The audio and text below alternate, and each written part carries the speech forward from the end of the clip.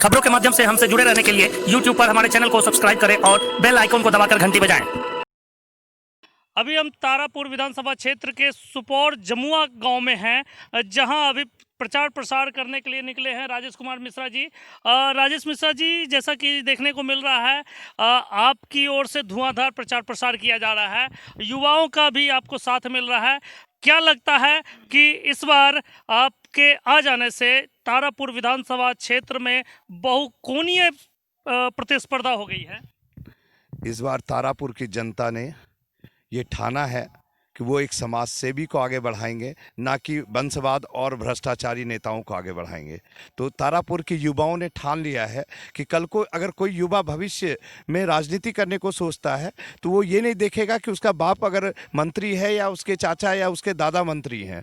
सीधा वो समाज सेवा करेगा और राजनीति करेगा। राजनीति जन कल्याण के लिए होती है, कोई अनुकंपा नहीं है राजनीति।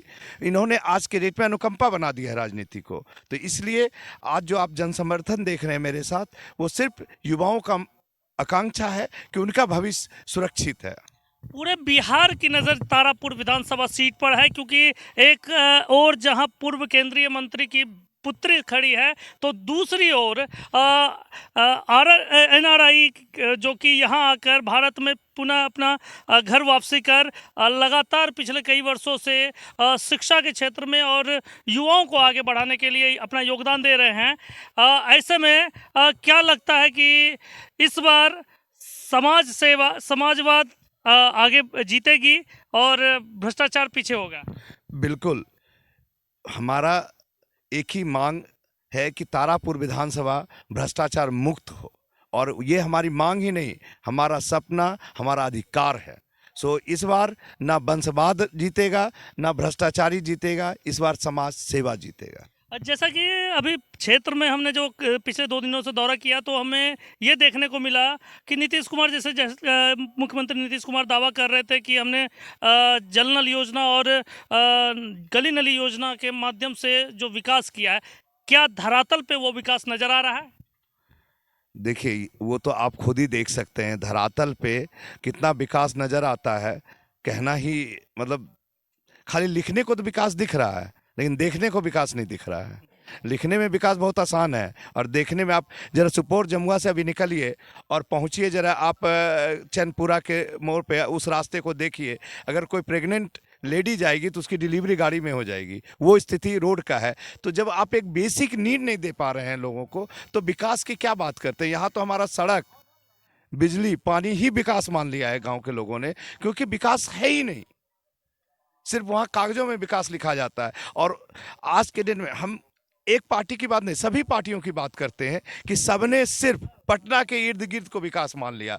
साउथ बिहार को तो देखा ही नहीं किसी ने पलट के कि हाँ, मुंगेर, भागलपुर, खगड़िया, इस तरफ तो देख ही नहीं रहे कि ये भी कोई क्षेत्र है, यहाँ पे कुछ होना चाहिए, बच्चों के भविष्य के लिए कुछ होना चाहिए, अच्छा एजुकेशन के लिए कोई अच्छी यूनिवर्सिटी लगनी चाहिए ताकि बच्चे अच्छी पढ़ाई करें। यहाँ तो वही पुरानी सरकारी यूनिवर्सिटी चल रही है, 3 साल सेशन लेट चल रहा है।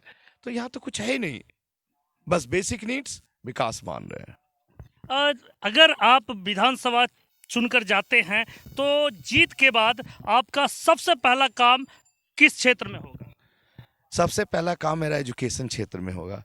मैं दिन रात एक कर दूंगा कि मेरे जितने भी जान पहचान या फ्रेंड सर्किल या कहिए नॉलेज लोग हैं मेरे साथ, कम से कम एक बड़ी यूनिवर्सिटी यहाँ लगाएं तारापुर की धरती पे, जहाँ के बच्चे बिजनेस, कंप्यूटर साइंस, ऐसी पढ़ाई यहाँ करें ताकि उनको मद्रास, और देखिए गरीब के बच्चे नहीं जा सकते वहाँ, यहाँ पे गरीब का बच्चा अपने घर से साइकिल से भी जा सकता है यूनिवर्सिटी में।